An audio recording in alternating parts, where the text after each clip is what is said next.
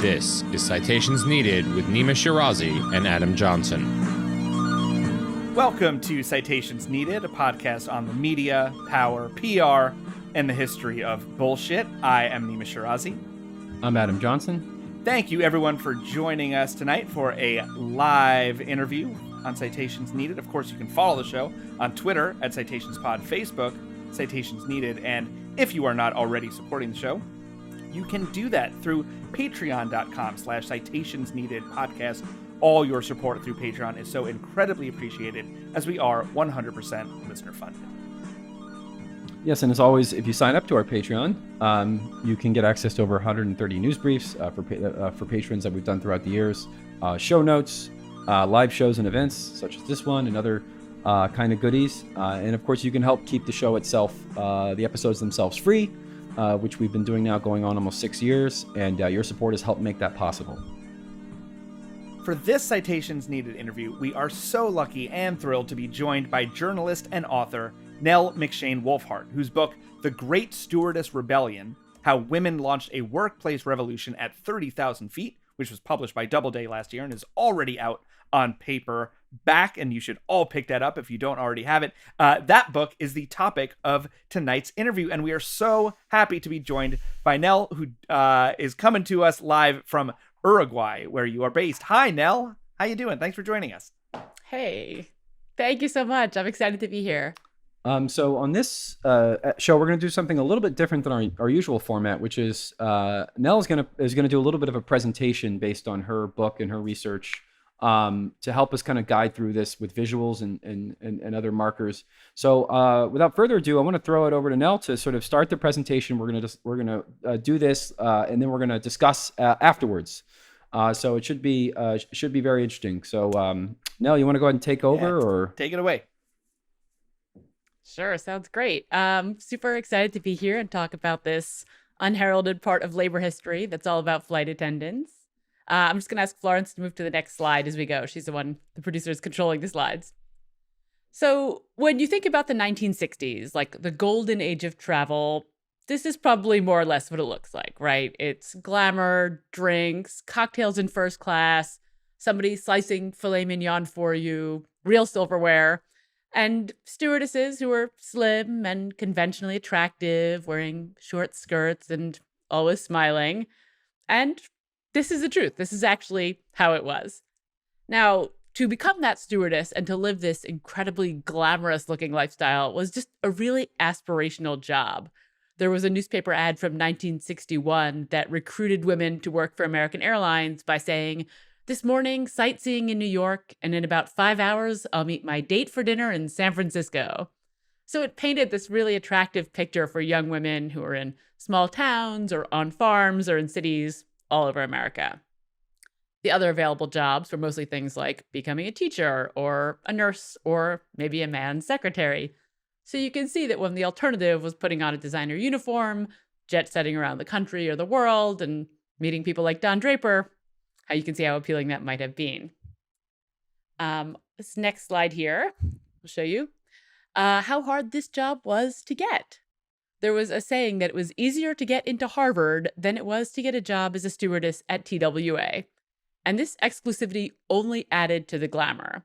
We're looking here at an ad for Eastern Airlines, and it's called Presenting the Losers. The copy reads, "Pretty good, aren't they? We admit it. And they're probably good enough to get a job practically anywhere they want, but not as an Eastern Airlines stewardess. We pass up around 19 girls before we get one that qualifies. If looks were everything, it wouldn't be so tough. Sure, we want her to be pretty, don't you? That's why we look at her face, her makeup, her complexion, her figure, her weight, her legs, her grooming, her nails, and her hair." They go on to list a lot more stuff, but you can see how stringent just the appearance qualifications were. And 19 applicants were rejected for everyone that they accepted. This was truly an exclusive club. You might also notice some uniformity among the women in this picture. For those of you who are listening, they're all white. And there were some more very specific requirements for getting a job as a stewardess. You can take a look at this next slide here. Just ask a few questions. To get a job as a stewardess, you had to be unmarried, be childless, have straight teeth, have clear skin, be under the age of 32, have perfect eyesight, be at least 5 feet 2 inches tall, but be under 5 feet 9 inches tall, weigh less than 135 pounds, and have no visible scars. These were all real requirements, and the 135-pound weight limit, by the way, was for the very tallest women. When a stewardess was hired, she was measured, and her height determined the maximum weight she was allowed to reach. They had a whole chart for this, and if she went over her maximum weight, even by a couple pounds, she could be pulled right off a flight or even fired. And it shouldn't go without saying that you pretty much always had to be white.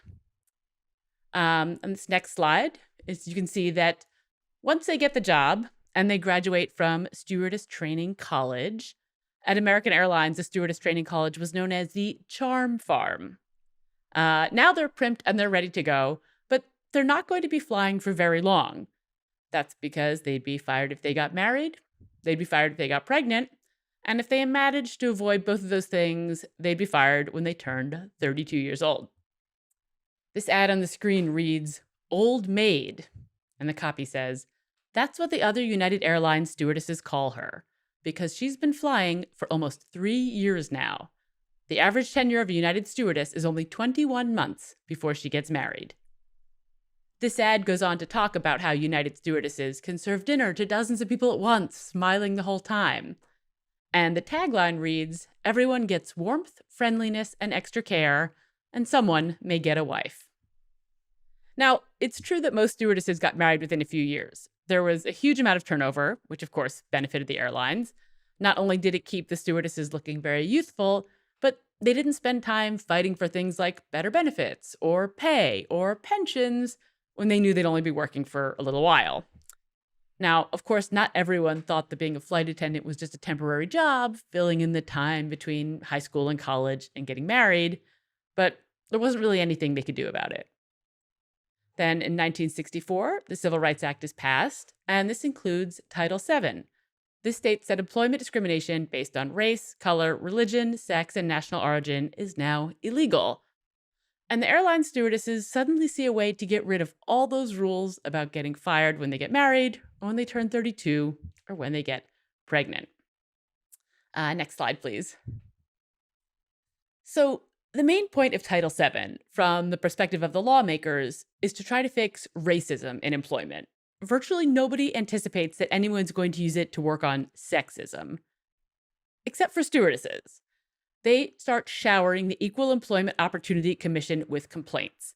And then they hold a hearing at the EEOC trying to get the airlines to hire men as stewards. They reason that if men start working in the cabin, thanks to Title VII, firing women when they got married or they turned 32 would become illegal. Of course, the airlines want to keep the job exclusively for young women. You can see from this ad how the airlines created the image of the perfect stewardess. If that woman was married or pregnant or old, the illusion that her only function was to cater to the male passenger would be destroyed. And in 1968, after several years, the EEOC decides in favor of the stewardesses. Rules about marriage and age have to disappear, and men can start working as flight attendants. But it's not that easy. Of course, the airlines fight back. They do not want to have to hire men. They don't want to have to keep women working beyond the age of 32. And they don't want to ruin the illusion that all of their stewardesses are single. More court cases follow this, as the flight attendants take each airline to court to make it comply with the law. Now, this takes years, and there are setback after setback, but the stewardess court cases around marriage and age become the basis for case law against sex discrimination. And in the years that follow, those stewardess cases will be used as precedent to win equality for women in the workplace. And actually, many of the rights that American working women have now can be traced directly back to the stewardesses. Next slide, please. Now, as these women start to gain more rights in the workplace and turn a job into a career, we start to see the airlines making a change in their ads. The airstrip is the first one in the mid-1960s, and this was from Braniff Airways. This was a real thing. The stewardesses would board the plane wearing Emilio Pucci-designed uniforms in several layers, and as the flight went on, they would gradually begin to remove some of these items of clothing. It didn't get too racy, but definitely the innuendo was there in all the ads, and you can sort of see that this starts the sexualization of flight attendants, right? They're less caretakers now, and now they're sex objects in the sky. This sexualization of stewardesses really hits its peak on this next slide with the Fly Me campaign. So this was a 1972 campaign run by National Airlines, and it featured pictures of real working stewardesses. There's a woman in this photo. Her name really is Cheryl, and the copy reads, "I'm Cheryl, fly me." Now, the airlines went so far as to paint the names of the stewardesses on the outside of the plane. So you could be on the ground and you could literally watch Cheryl fly by, or you could literally fly Donna or whomever it is. And this campaign is not pulling any punches, right? This is extremely obvious what they're trying to say here. If you look at the next slide, you can see, "I'm Laura, fly me nonstop to Miami." And then the next one is Cheryl again. "Millions of people flew me last year." As you can imagine, the stewardesses hate these ads. They complain to National Airlines. Nothing happens. They're already having a hard time getting taken seriously by either their employers or the passengers, and these ads are everywhere. There are Fly Me t-shirts. There are Fly Me coffee mugs. There's a Fly Me jingle. Everybody knows this campaign. So the stewardesses go out there and they picket like crazy. One of my favorite signs from their picketing was a big one that said, "Go fly yourself." And they made headlines because angry stewardesses is a really good news hook. But they're starting to realize that the only way that they're going to make real change is through the union. Now, flight attendants are unionized, and they always have been at almost every airline, but they're affiliated to much bigger unions, like the Transport Workers Union or the Pilots Union. And the union leadership tends to treat them in the same way as the company executives do. These women are mascots. They're not workers. They're not workers in the same way that a mechanic is a worker, or a pilot is a worker, or the person who cleans the airplane is a worker. And the union leadership is making all the decisions for these women. When it comes to sexist ads like Fly Me, they don't care, and they do nothing. Now, this is far from the only issue that the stewardesses have with their union leadership, but it's definitely the most visible one. So, in the 1970s, they make a change. Tens of thousands of flight attendants break away from male-run big labor federations and pilots' unions. They break off and they form their own unions. These have names like the Association of Professional Flight Attendants. And the use of the word professional in there is not an accident. These new unions are led by women, and they begin negotiating directly with the airlines. Now, this is really a big moment in labor history, and the flight attendants, it's important to point out, are not leaving labor. They are not questioning the necessity for unions, but they are making sure that it is working for every one of them. It is really about representation. If big labor doesn't want to represent them, they'll represent themselves. And these are some of the very first women-led unions in the United States. On the next slide, you can see a sign here from Delta Airlines. These actions I'm talking about now happened in the 1970s, but flight attendants today are still a really powerful force in the labor movement. There's only one major airline in the United States where flight attendants have never been unionized, Delta Airlines. They have a long, proud history of union busting, as you can see from the image. But there is a big vote coming up this year, and more than 20,000 Delta flight attendants will vote on whether or not to unionize. Next slide here, you can see that campaign is being led by this woman. I'm sure some of you are familiar with her. This is Sarah Nelson. She's the president of the Association of Flight Attendants, which is a union of around 70,000 people. And she's kind of the natural culmination of the flight attendant tradition of union organizing and communal work. She's one of the most powerful people in labor right now, and she was a United Airlines flight attendant. So looking at Sarah and thinking about the story of the stewardesses, past and present, is really a great reminder that feminism and labor are inextricably intertwined, that women can't succeed without unions, and that unions can't succeed without women. So that is it from me. That is so awesome, Nell. Thank you so much for walking us through that. It's such a rarity to have a guest that can just unpack all of this in that way, and is willing to do so. So we can't thank you enough, truly, for setting this all up for us. You make this so much easier for us to dig into this conversation with all of that background. And no, I can't get I can't wait to get to our discussion. Adam, I think you were going to kick it off with the first question.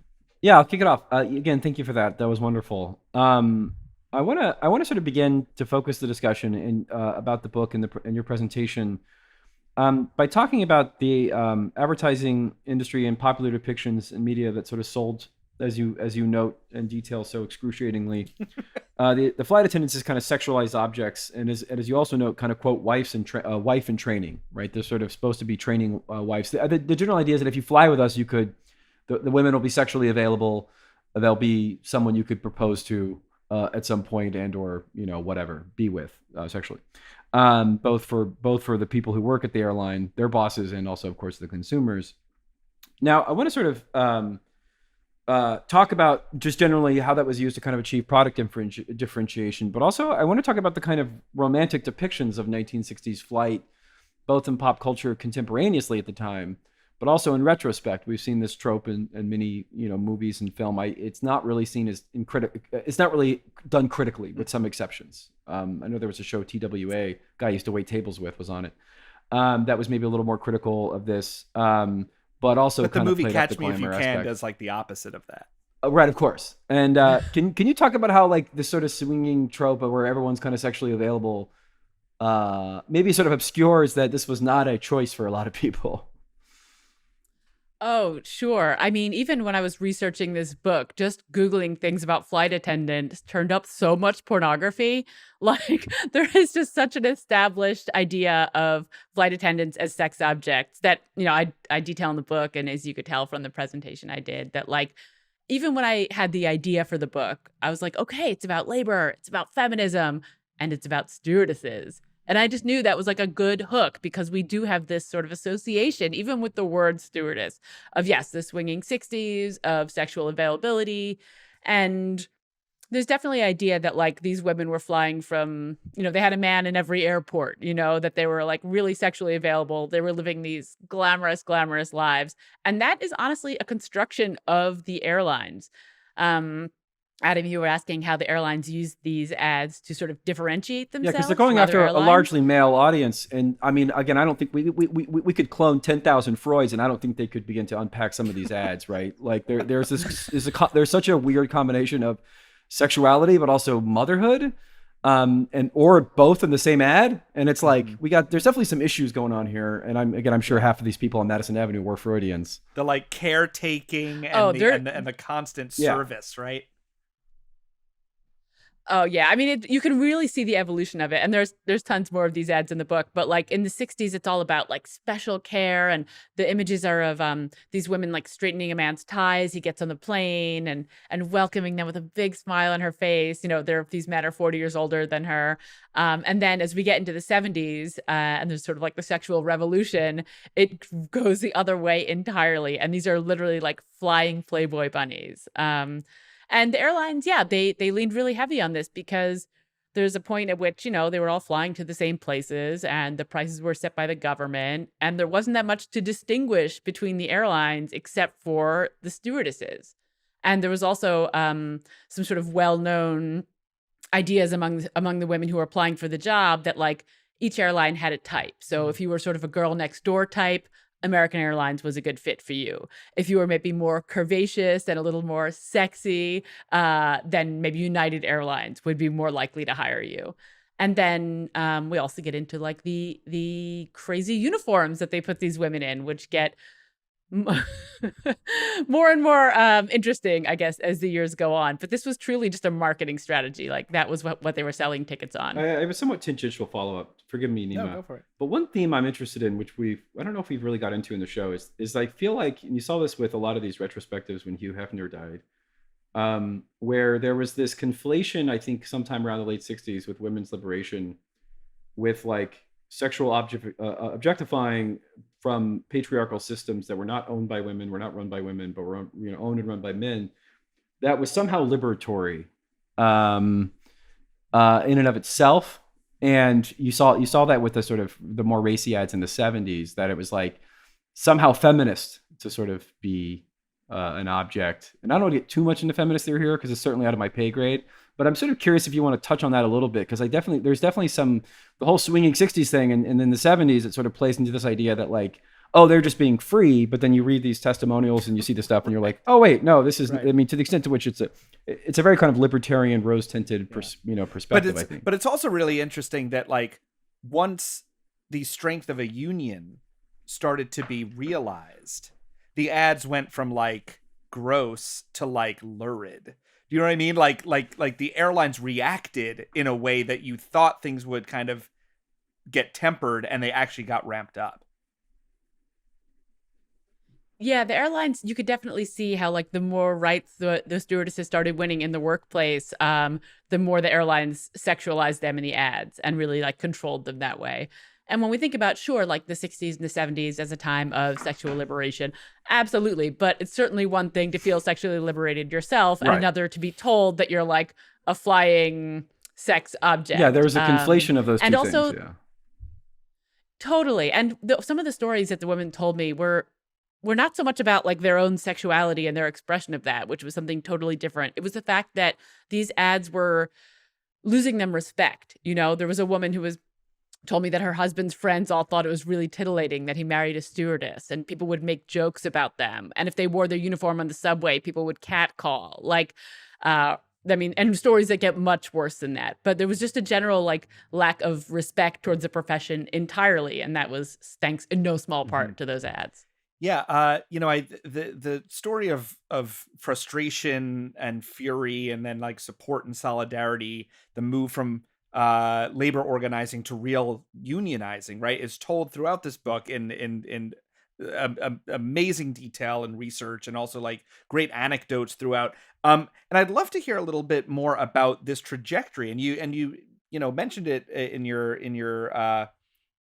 presentation, but just to dig a little deeper into this trajectory from stewardesses initially being members, right, of a larger union, right, like being part of the Airline Stewards and Stewardesses Association, which is an affiliate of the Transit Workers Union, the TWU, but then how the advent and rise of the Stewardesses for Women's Rights organization, the SFWR, led then to the creation, as you said, of the new union, or one of then a number of them, the Association of Professional Flight Attendants, right? And you can even see how the language shift is so deliberate, as you said.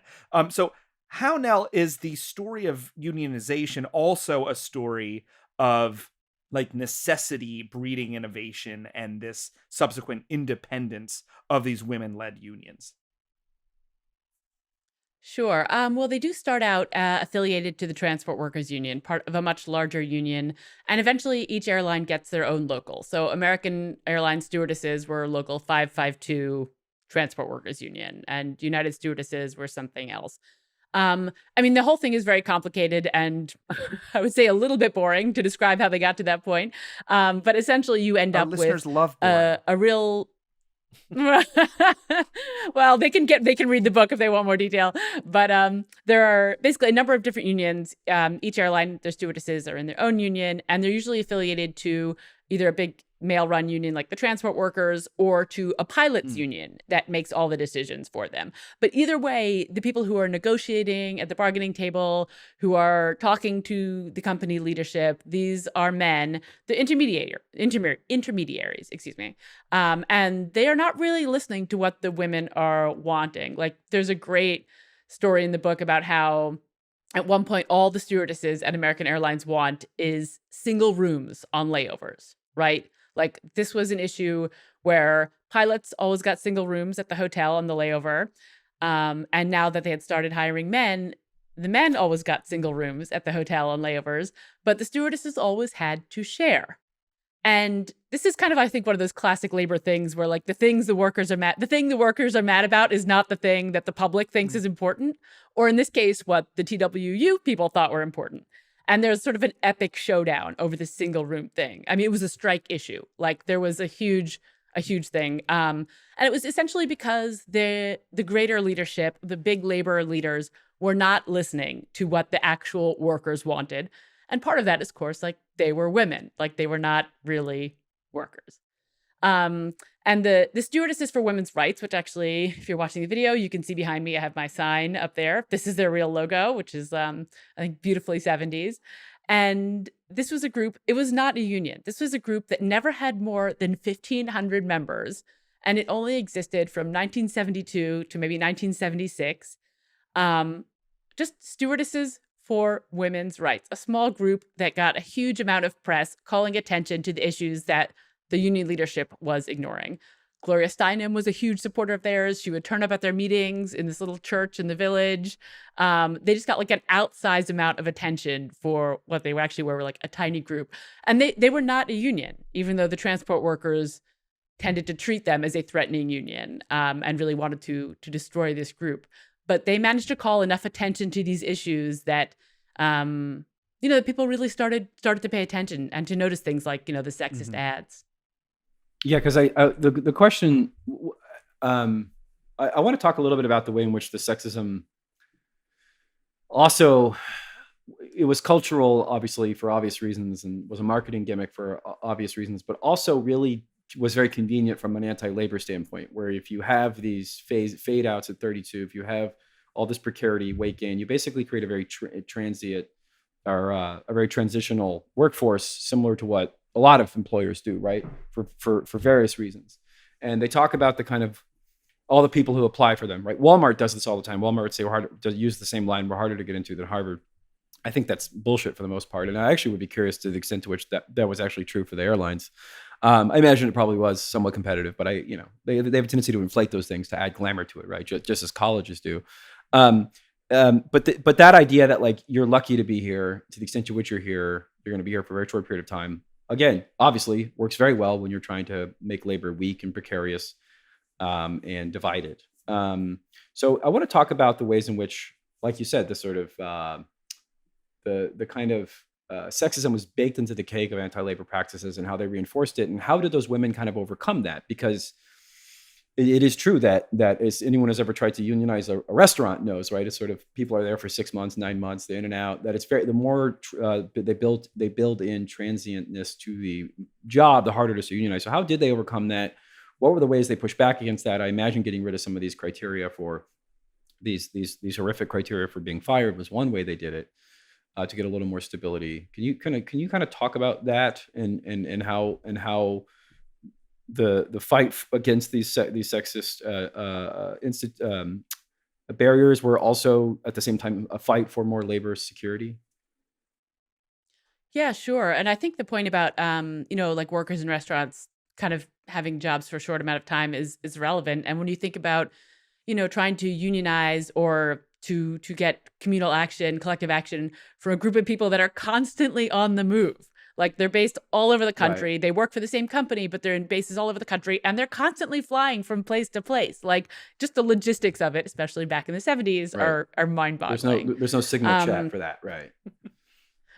There's no signal chat for that. I've looked through archives of like so many handwritten letters that people were sending to each other, usually on hotel stationery. They're writing from their layover in Des Moines or wherever.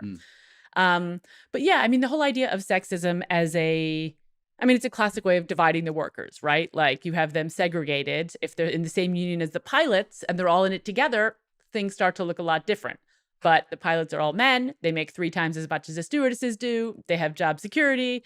And when you have them sort of cordoned off in their own locals, not even with other stewardesses in the one union, I mean, it becomes a real issue. And then you further sort of winnow the crowd and suck away power by putting an age restriction in, putting a marriage restriction in, putting a pregnancy restriction in, putting a weight restriction in.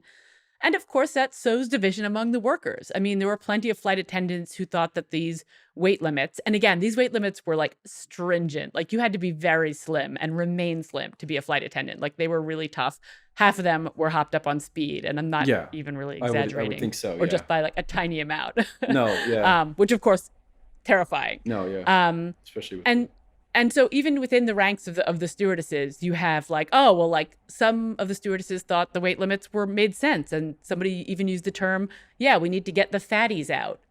Like, there's plenty, you create a hierarchy, and Right. that comes from the company down. It doesn't come from the workers up. I'd be remiss then not to ask about the intersection of this with race, because this is obviously a very white feminist enterprise here. So I am curious to know from your book, when they did begin some kind of integration into the system, how would you grade the union's approach to that? Again, I know it's a different time, but and what did that look like, and how did the issue of basically having racial criteria as well make unionization that much harder? Oh my gosh. The black women I talked to would tell me stories of being at, the stewardess training college, the Charm Farm, and they were given like pantyhose that was not the color of their skin, hair products they couldn't use, makeup that looked like clown makeup. Like that was just where it began. This is like when integration was starting and they hired a few black women as flight attendants. And then, the other flight attendants also exhibited, the same racism. Like I said, they had to share rooms on layovers. And a lot of the time, if a white stewardess was paired with a black stewardess, she would like race to use the bathroom first, so she wouldn't have to use it after the black woman used it. Things like that. Like so many stories like this, like really depressing.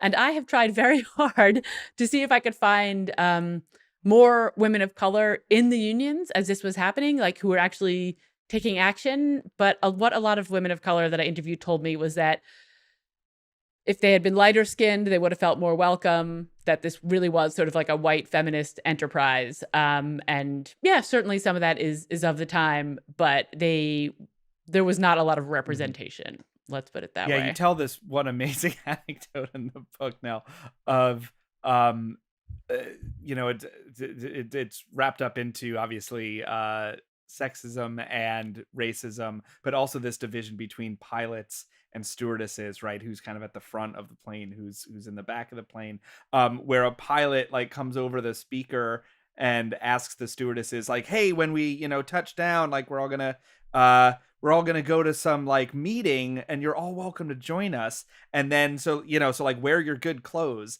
and they all like meet like in the like lobby hotel, and the pilot realizes that one of the stewardesses is black. And they're like, oh, never mind. And it's because they were inviting the stewardesses to the John Birch Society meeting. And like, so even just the idea that, that's what the pilots were up to, like on their layovers. Do you know what I mean? Like going to those meetings and then wanting to like bring along their like arm candy coworkers. It was like, and then how that's wrapped up into like their own politics and obviously the politics of then the flight attendants themselves, and how those kind of butt up against each other. Totally. I mean, so many of these women told me that it was the Republicans in the cockpit and the Democrats in the cabin. And that did really seem to be true. But a lot of the pilots, they were ex-military. Right. They fly in the military, then they get a job in the commercial airlines. They were definitely like of a certain type, let's put it that way. And yeah, it was pretty depressing. I mean, all these stories were really horrifying. Yeah, but then there's also like the thing in like the late 60s, as you said in your presentation, where men started getting hired more, right? And then how that changed the way that the airlines kind of felt about things. And you quote, I think the CEO of Delta at the time, and as you said, Delta notoriously anti-union, but like the CEO of Delta didn't want to hire men, right? Because he was like, yeah, if there's too many men get restless. And when they're restless, they start talking about unions. And like, I thought that was like an amazing connection that was made at the highest level of business at Delta, to even associate having more men with then, stronger labor rights. Actually, their association was mostly with homophobia, well, with homosexuality. They were like, we're going to bring these men on, and they're gonna be so gay. They're gonna be having gay sex everywhere. We don't want to hire any gay people at this airline. And there's like a number of comments. I was gonna ask about that, not to keep piling on intersectional vectors here, but I am curious about the homophobia that male flight attendants faced. I mean, obviously, of course, not categorically gay, but the sort of stereotype was that it was gay men. Can you talk about that and how did that interface with the union, to the extent to which it did in the 70s? That's a great question. My experience with the men I talked to and the women I talked to in the, in the 70s, men started flying in 72, 73 on domestic airlines, is that like those gay flight attendants tended to get along better with the female flight attendants than the straight male flight attendants did. Apparently, everybody hated the straight male flight attendants. They were the worst workers. Nobody liked being around them. They were all sort of bros. And that like the gay male flight attendants and the women flight attendants got along fine. Like everything was cool there, but they really hated the straight male flight attendants. One other story you recount in the book is how the stewardesses for women's rights fought against harms and like dangers in the workplace. Namely how this was like an amazing thing that I mean, I didn't know, and why, but why would I know that, like that airlines would frequently transport hazardous materials. And you write this, quote, in 1973, 1 out of every 10 planes carried radioactive cargo. And it was estimated that an astounding 90% of this cargo was improperly packaged, thus exposing crew and passengers of this cargo. Crew and passengers to high doses of radiation, end quote. So can you tell us more about like this particular episode, what happened because of this? And also, maybe some other instances of how organized flight attendants work to change federal safety regulations for definitely the better. It explains why my parents were so weird, but go ahead. Yes, that's why I have this little thing now.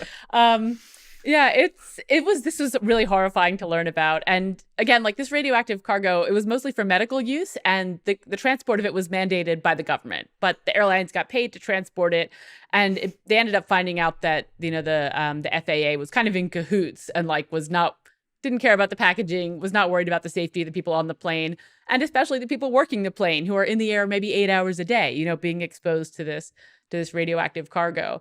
And this is like the first time that Ralph Nader pops into the book. I did not expect to read so much about Ralph Nader when I was learning about flight attendants, but he becomes super concerned about this radioactive cargo. He carries a little Geiger counter around with him to measure it. And the Stewardesses for Women's Rights group, remember, this is only like 1,500 at its largest point, but these are very active stewardesses.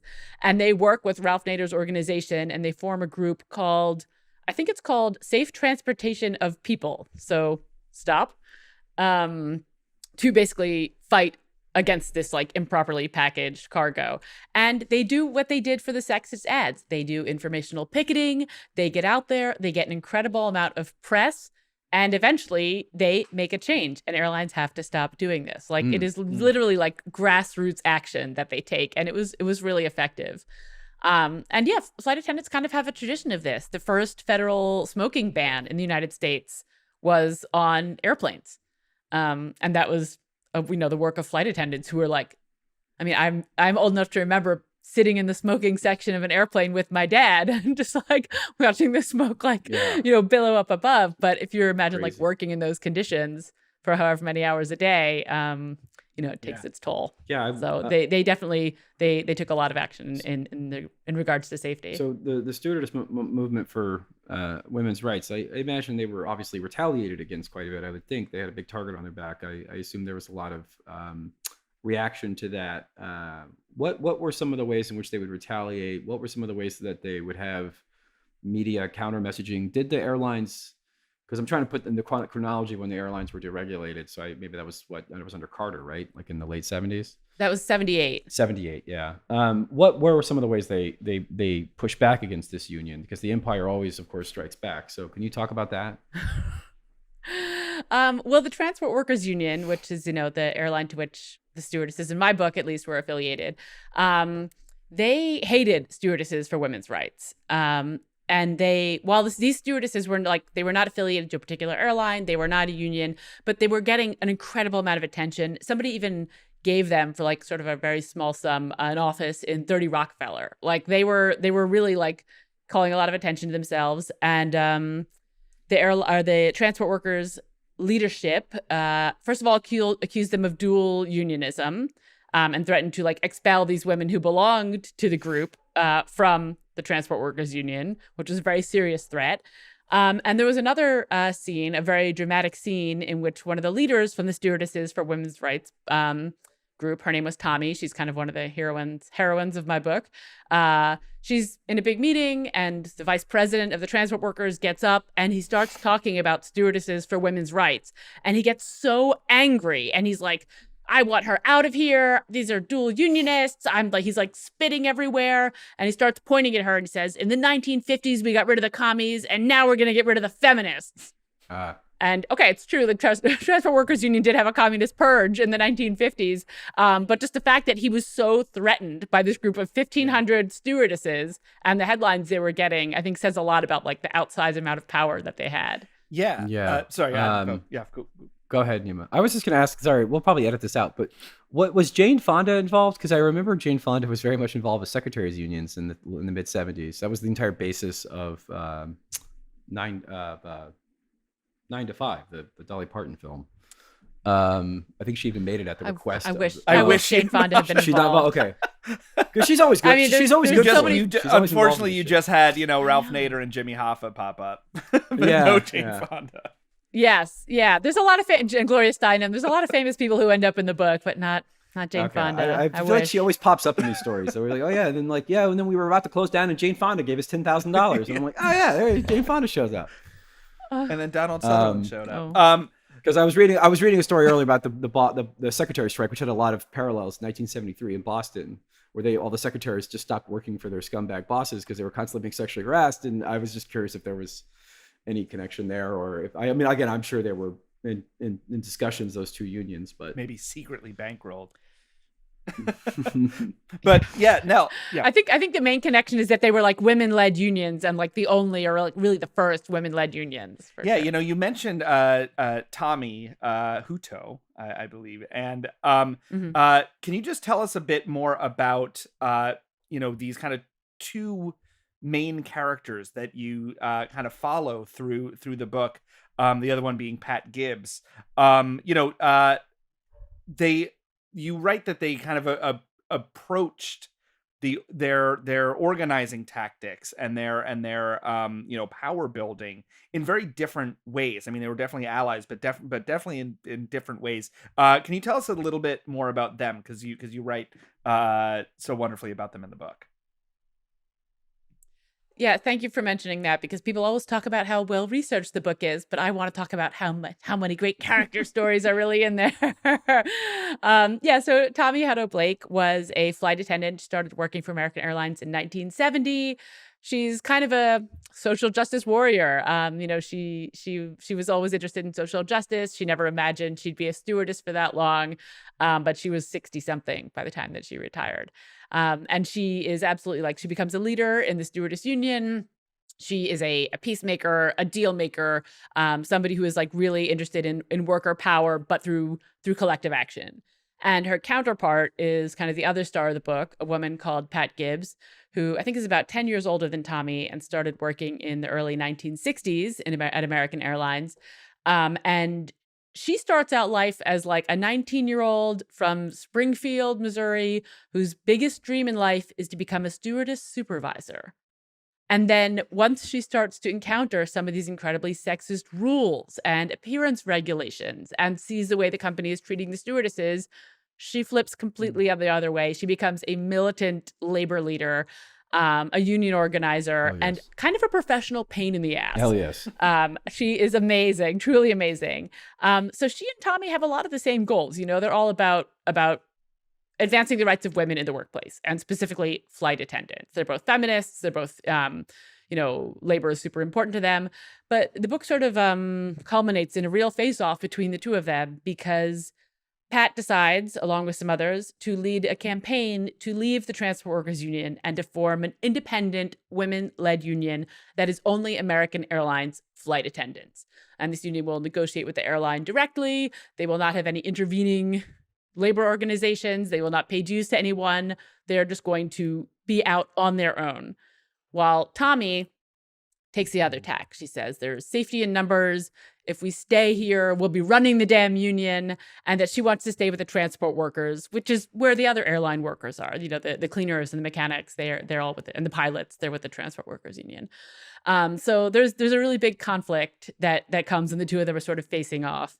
And Pat wins. They have a vote. And the flight attendants at American Airlines decide to leave the Transport Workers Union and form their own independent woman-led union, which is a really groundbreaking moment in labor history, I think. And again, there are many other women decide to do this at the same time. Like, I think the Transport Workers Union lost like 10 to 15% of their membership because so many flight attendants left. It was a huge blow. But they felt that they had no other choice.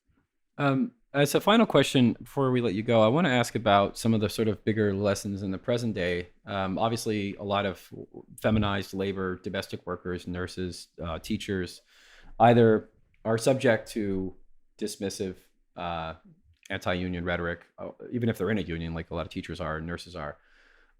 What are, from in your experience writing this book, obviously now we see an emergence of more unionizing, not entirely feminine, quote unquote, but disproportionately such, like things like Starbucks, which you'll oftentimes hear pushback saying, oh, well, these are just kind of, sissy jobs, basically, right? Can you talk about lessons from your from writing this book that you think that modern day labor activists or union organizers can kind of take away from that? Because again, I think so much of what we depict as labor is, as we talk about in the show a lot, is this hard hat man working in the sparks and steam factory. And how those prejudices kind of inform anti-labor attitudes. Which was exactly like the airline's perspective, as you said. Yeah. Mm-hmm. Yeah. I mean, I feel like the number one lesson is every worker is a worker, right? Yeah. Like, there are no such things as like some good workers, some real workers, and some fake workers. That every worker is a worker. Except for podcasters. And honestly, I think they're not real. But go ahead. Just that's the only exception. I wasn't going to say that, Yeah, but no. That's a fake job. But I think there's a real lesson to be learned, I think, about fragmentation, right? So when you have this sort of like mass exodus of flight attendants from the Transport Workers Union, they get fragmented into these smaller unions. And there's a strong argument to be made that then they had less power. But there's also an argument to be made that when they were in the Transport Workers Union, they didn't have that much power either. Like, their concerns were getting dismissed all the time. And, when it comes to forming an industrial union, fragmentation is everywhere, right? Like, that's why it's so hard to make one, because like there are some pilots here and there are some flight attendants here, and they're all working in like for their own needs. And of course that is like to the advantage of the bosses. So even Pat now today says that she's not sure that she made the right decision when she led the women out into their own independent union, and that she doesn't know, but maybe it would have been better to stay with the transport workers.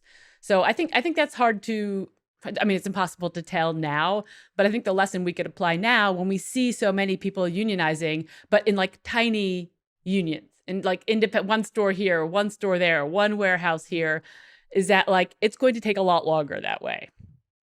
And that I think that the lesson we could learn from what happened with the flight attendants is that like you can, the same thing everyone always says, right? Power in numbers. Well, this has been so wonderful, Nell. We've been speaking with Nell McShane Wulfhart, whose book, The Great Stewardess Rebellion, How Women Launched a Workplace Revolution at 30,000 Feet, is out on paperback, in paperback now. Everyone should just read this book, which is absolutely wonderful. And we cannot thank you enough, Nell, for joining us today on Citations Needed. It was my pleasure. This was really fun. Awesome. And so that will do it for this Citations Needed interview. Thank you, everyone, for listening. Of course, you can follow the show on Twitter at CitationsPod, Facebook, Citations Needed.